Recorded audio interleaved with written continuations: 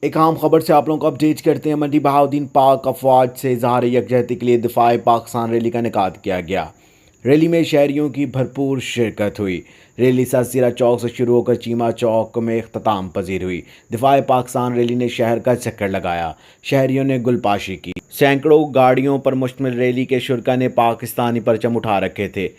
Rally میں ملی نغمے اور ترانے بجائے گئے، شہری انتہائی پرجوش نظر آئے۔ منڈی بہاؤدین کی اس بڑی دفاع پاکستان ریلی میں چیمبر آف کامرس، کسان اتحاد نمبردار ایسوسی ایشن، پاکستان پیپلز پارٹی کے علاوہ دیگر سیاسی پارٹیوں نے اور عوام نے کثیر تعداد میں شرکت کی۔ عوام کا کہنا تھا کہ کسی بھی بھارتی جارحیت کا مؤثر جواب دیا جائے گا۔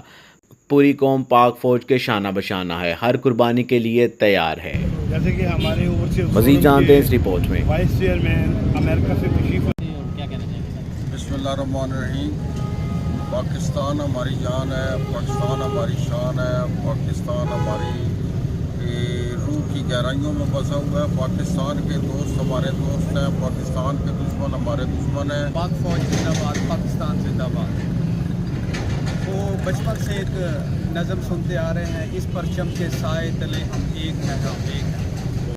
سوشل میڈیا اور پوری دنیا جو ہے وہ یہ بات جو ہے وہ کہہ رہی ہے کہ انہوں نے یہ سارا ایک سٹیج ڈرامہ تھا۔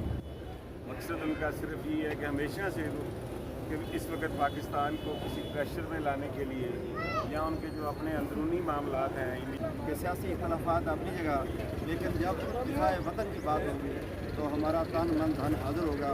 ہم جانیں بھی لڑائیں گے، مال بھی دیں گے اور پاک فوج کے ساتھ شانہ بشانہ لڑیں گے بھی۔ آواز نیوز، ہر لمحہ باخبر۔